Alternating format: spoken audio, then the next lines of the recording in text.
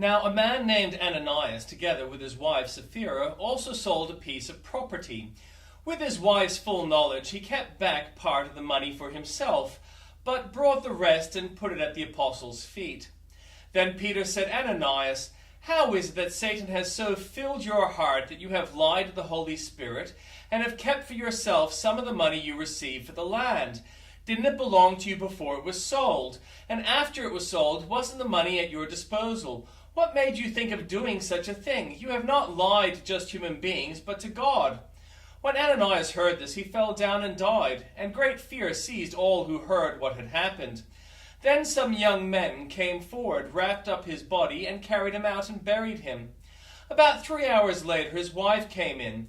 Not knowing what had happened, Peter asked her, Tell me, is this the price you and Ananias got for the land? Yes, she said, that is the price. Peter said to her, How could you conspire to test the Spirit of the Lord?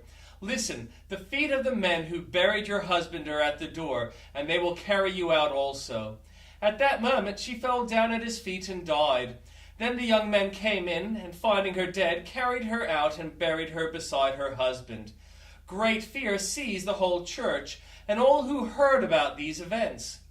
The apostles performed many signs and wonders among the people, and all believers used to meet together in Solomon's colonnade. No one else dared to join them, even though they were highly regarded by the people. Nevertheless, more and more men and women believed in the Lord and were added to their number. As a result, people brought the sick to the streets and laid them on beds and mats, so that at least Peter's shadow might fall on some of them as he passed by. Crowds gathered also from the towns around Jerusalem, bringing their sick and those tormented by impure spirits, and all of them were healed. Then the high priest and all his associates, who were members of the party of the Sadducees, were filled with jealousy. They arrested the apostles and put them in the public jail. But during the night an angel of the Lord opened the doors of the jail and brought them out. Go stand in the temple courts, he said, and tell the people all about this new life. At daybreak they entered the temple courts as they had been told and began to teach the people. When the high priest and his associates arrived, they called together the Sanhedrin, the full assembly of the elders of Israel, and sent to the jail for the apostles. And the Old Testament reading. This is what happened during the time of Xerxes. The Xerxes who ruled over 127 provinces stretching from India to Kush. At that time, King Xerxes reigned from his royal throne in the citadel of Susa, and in the 3rd year of his reign he gave a banquet for all his nobles and officials. The military leaders of Persia and Media, the princes and the nobles of the provinces were present. For a full 180 days he displayed the vast wealth of his kingdom and the splendor and glory of his majesty. When these days were over, the king gave a banquet lasting 7 days in the enclosed garden of the king's palace for all the people from the least to the greatest who were in the citadel of Susa. The garden had hangings of white and blue linen fastened with cords of white linen and purple material to silver rings on marble pillars. There were couches of gold and silver on a mosaic pavement of porphyry, marble, mother of pearl, and other costly stones. Wine was served in goblets of gold, each one different from the other, and the royal wine was abundant in keeping with the king's liberality. By the king's command, each guest was allowed to drink with no restrictions, for the king instructed all the wine stewards to serve each man what he wished. Queen Vashti also gave a banquet for the women in the royal palace of King Xerxes.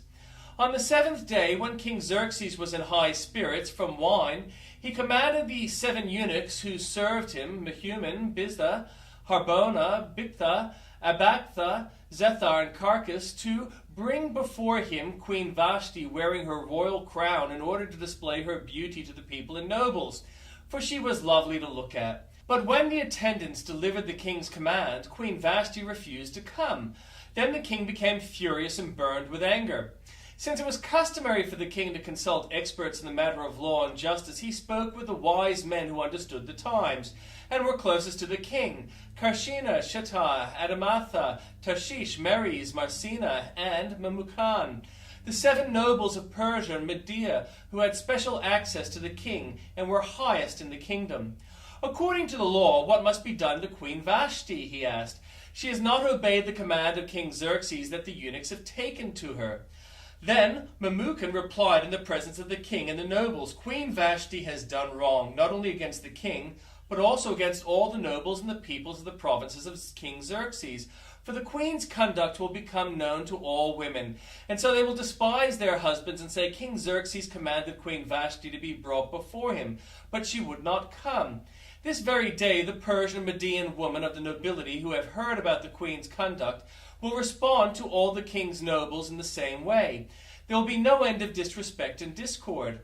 Therefore, if it pleases the king, let him issue a royal decree, and let it be written in the laws of Persia and Media, which cannot be repealed, that Vashti is never again to enter the presence of King Xerxes. Also, let the king give her royal position to someone else who is better than she. Then, when the king's edict is proclaimed throughout all his vast realm, all the women will respect their husbands from the least to the greatest."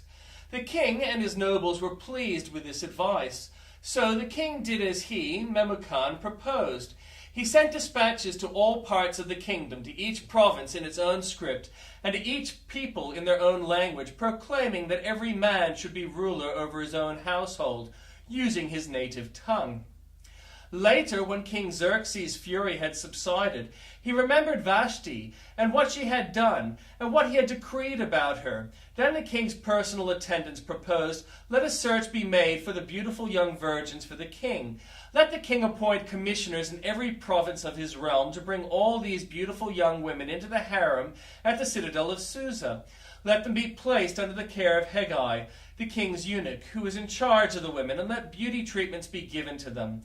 Then let the young woman who pleases the king be queen instead of Vashti." This advice appealed to the king, and he followed it. Now there was in the citadel of Susa a Jew of the tribe of Benjamin named Mordecai, son of Jair, the son of Shemel, the son of Kish, who had been carried into exile from Jerusalem by Nebuchadnezzar, king of Babylon. Among those taken captive was Jehoiakim, king of Judah. Mordecai had a cousin named Hadassah, whom he had brought up because she had neither father nor mother. This young woman, who was also known as Esther, had a lovely figure and was beautiful. Mordecai had taken her as his own daughter when her father and mother died. When the king's order and edict had been proclaimed, many young women were brought to the citadel of Susa and put under the care of Hegai. Esther also was taken to the king's palace and entrusted to Hegai, who had charge of the harem. She pleased him and won his favor. Immediately he provided her with her beauty treatments and special food. He assigned to her 7 female attendants, selected from the king's palace, and moved her and her attendants into the best place in the harem. Esther had not revealed her nationality and family background because Mordecai had forbidden her to do so. Every day he walked back and forth near the courtyard of the harem to find out how Esther was and what was happening to her. Before a young woman's turn came to go to King Xerxes, she had to complete 12 months of beauty treatments prescribed for women, 6 months with oil of myrrh, and 6 with perfumes and cosmetics. And this is how she would go to the king. Anything she wanted was given to her to take with her from the harem to the king's palace. In the evening she would go there, and in the morning return to another part of the harem, to the care of Shashgaz, the king's eunuch, who was in charge of the concubines. She would not return to the king unless he was pleased with her and summoned her by name. When the turn came for Esther, the young woman Mordecai had adopted, the daughter of his uncle Abihail, to go to the king, she asked for nothing other than what Hegai, the king's eunuch, who was in charge of the harem, suggested. And Esther won the favor of everyone who saw her. She was taken to King Xerxes in the royal residence in the 10th month, the month of Tebeth, in the 7th year of his reign. Now the king was attracted to Esther more than to any other woman, and she won his favor and approval more than any of the other virgins. So he set a royal crown on her head and made her queen instead of Vashti. And the king gave a great banquet, Esther's banquet, for all his nobles and officials. He proclaimed a holiday throughout the provinces and distributed gifts with royal liberality. When the virgins were assembled a second time, Mordecai was sitting at the king's gate. But Esther had secret her family background and nationality, just as Mordecai had told her to. For she continued to follow Mordecai's instructions as she had done when he was bringing her up. During the time Mordecai was sitting at the king's gate, Bigthana and Teresh, two of the king's officers who guarded the doorway, became angry and conspired to assassinate King Xerxes. But Mordecai found out about the plot and told Queen Esther, who in turn reported it to the king, giving credit to Mordecai. And when the report was investigated and found to be true, the two officials were impaled on poles. All this was recorded in the book of the Annals in the presence of the king.